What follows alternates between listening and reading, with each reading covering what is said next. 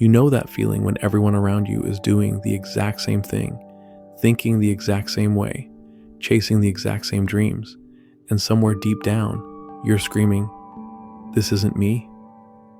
But instead of listening to that voice, you keep your head down, blend in, play it safe. Because being different feels risky. Being different feels lonely. Being different feels like you might actually have to prove something. Here's what nobody tells you about that moment when you realize you're not like everyone else. It's not a celebration. It's terrifying. Because suddenly you're standing at this crossroads where you can either keep pretending to fit in or you can step into who you actually are. And that second option, it requires you to bet everything on yourself when the world is telling you to be reasonable, be practical, be like everyone else. But here's the thing that changes everything.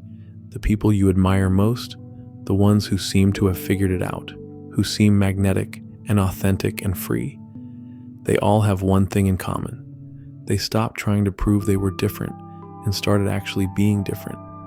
Not for applause, not for validation, not to make a point, but because they finally understood that being like everyone else was killing them slowly. This isn't about becoming some rebel without a cause or trying to stand out just to stand out. This is about that moment when you realize that everything you've been told about fitting in, about playing it safe, about following the proven path, has been keeping you small. And today, right now, you get to choose whether you're going to keep shrinking to fit spaces that were never meant for you, or whether you're finally ready to prove to yourself that you're capable of something bigger.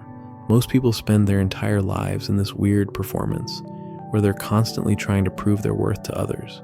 They're jumping through hoops, checking boxes, doing what they think they're supposed to do. But they never stop to ask the most important question.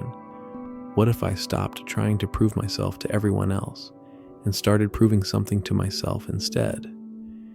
Because here's what happens when you're always trying to prove yourself to other people. You become a chameleon. You shift and change based on who's watching, what they want to hear, what they expect from you. You start making decisions based on what will get you approval rather than what will get you results. You begin measuring your success by how well you fit in rather than how much you've grown. And the exhausting part, you're never done proving yourself. There's always another person to impress, another standard to meet, another version of yourself you need to perform. It's like you're running on a treadmill that just keeps speeding up, and no matter how fast you run, you never actually get anywhere. You just get more tired. But what if I told you that the most successful, most fulfilled people in the world stopped playing that game entirely? They stopped trying to prove they belonged and started creating their own space. They stopped trying to convince others of their value and started building something so undeniably valuable that it spoke for itself. Think about the people who have genuinely changed the world, who've built something from nothing, who've created movements or companies or art that actually matters. They didn't get there by following someone else's blueprint. They got there by having the courage to bet on their own vision when everyone else thought they were crazy. There's this moment in every person's life, and most people miss it, where you realize that trying to be like everyone else is actually the riskiest thing you can do. Because when you're like everyone else, you're competing with everyone else. You're fighting for the same opportunities, the same recognition, the same limited resources. But when you're genuinely different, when you're operating from your authentic self, there's no competition because there's only one you. Here's where it gets interesting. The fear of being different isn't actually about being different. It's about being responsible for your own results. When you follow the crowd, when you do what everyone else is doing, you have built-in excuses. If it doesn't work out, well, everyone else was doing it too. If you fail, it's not really your fault because you were just following the accepted path. But the moment you choose to be different, to trust your own judgment, to pursue your own vision, suddenly you're accountable. If it works, you get the credit. If it doesn't, you own that too. And that level of responsibility, it's terrifying for most people. So they stay safe, they stay small, they stay like everyone else. But what they don't realize is that safety is an illusion. Following the crowd doesn't actually protect you from failure or disappointment or struggle.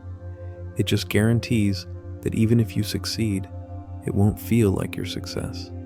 Even if you make it, you'll always wonder what would have happened if you had trusted yourself enough to try something different.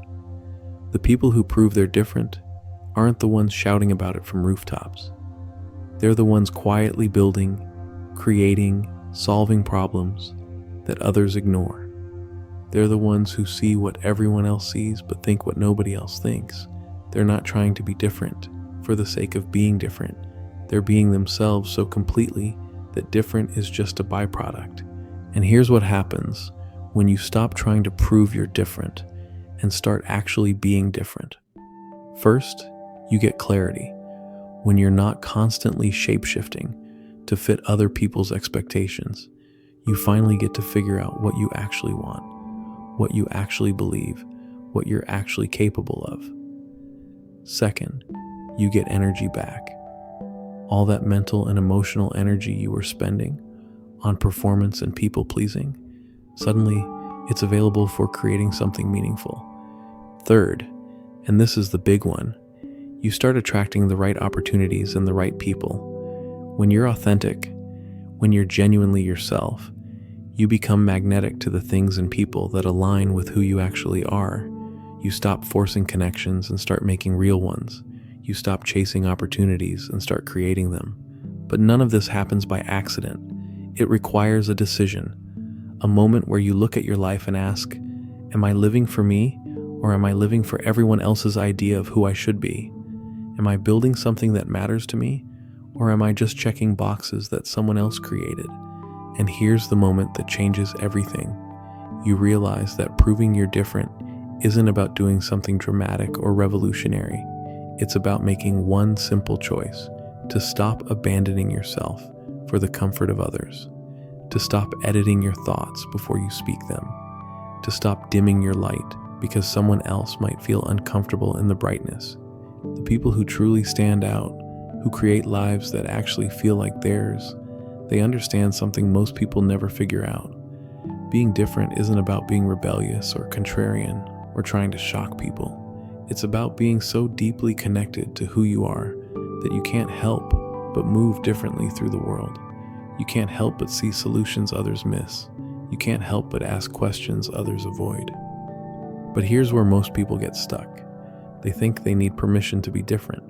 They think they need to wait for the right moment, the right opportunity, the right validation from someone else before they can step into their authentic self. But permission isn't something that gets granted to you. It's something you give yourself. And the longer you wait for someone else to tell you it's okay to be who you are, the longer you stay trapped in a life that doesn't fit. You know what's wild? The very thing you're afraid makes you weird, different, hard to understand. That's probably your superpower. That thing you've been trying to hide, tone down, or fix about yourself. That might be the exact thing the world needs from you, but you'll never know until you stop apologizing for who you are and start celebrating it. Look at anyone who's built something meaningful, who's created lasting impact, who's living a life that actually inspires others. They didn't get there by following someone else's blueprint. They got there by trusting their own instincts, even when those instincts led them down paths that made no sense to anyone else. They got there by being willing to fail spectacularly rather than succeed at something that felt like settling. And here's what happens when you finally stop trying to prove you're different and start living it. You realize that most of the rules you've been following aren't actually rules at all. They're just suggestions that everyone agreed to follow. You realize that most of the limitations you've accepted aren't real limitations. They're just boundaries that nobody questioned. When you start operating from your authentic self, when you start making decisions based on what feels right to you, rather than what looks right to others, something shifts. Opportunities start appearing that you never would have seen before. Not because they weren't there, but because you weren't the person who could recognize them yet. The conversations change. The people in your life start shifting. Some might fall away, and that's okay. They were connected to the version of you that was performing, not the version of you that's real. But the ones who stay, those relationships get deeper, more meaningful, more genuine, because finally, there's a real you there to connect with. Your work changes. Your goals change. Your entire relationship with success changes. Because when you're living authentically, success isn't about impressing other people anymore. It's about creating something that matters to you, solving problems you actually care about, building a life that feels like it belongs to you. But none of this happens overnight, and it definitely doesn't happen without discomfort. There will be moments when you question everything, when you wonder if you're making a huge mistake, when the pressure to go back to blending in feels overwhelming. That's normal. That's part of the process. The difference between people who prove they're different and people who just think about it is what they do in those moments of doubt. Do you shrink back to what's familiar? Or do you remember why you started this journey in the first place? Do you abandon yourself again? Or do you double down on the bet you made on who you could become? Here's the truth nobody wants to hear. You already know what makes you different. You already know what you're capable of. You already know what you should be doing, creating, pursuing. The voice that's been whispering to you, telling you there's more, telling you to try something different, telling you to stop settling. That voice isn't wrong. It never was. The only question now is whether you're brave enough to listen to it. Whether you're ready to stop living for everyone else's approval and start living for your own fulfillment. Whether you're finally prepared to prove to yourself that you're capable of something extraordinary. This is your moment, not tomorrow, not when you feel ready, not when the conditions are perfect, right now. The world doesn't need another copy. It needs the original version of you, the unedited, unfiltered, unapologetic version of you that you've been hiding because you thought it was too much, too different, too risky. Stop waiting for permission. Stop looking for validation. Stop hoping someone else will see your potential and give you the green light. You're not like the others, and that's not something to apologize for. That's something to celebrate, something to build on, something to prove, not to them, but to yourself. You're different isn't a flaw to fix. It's a gift to unwrap. So unwrap it. The world is waiting.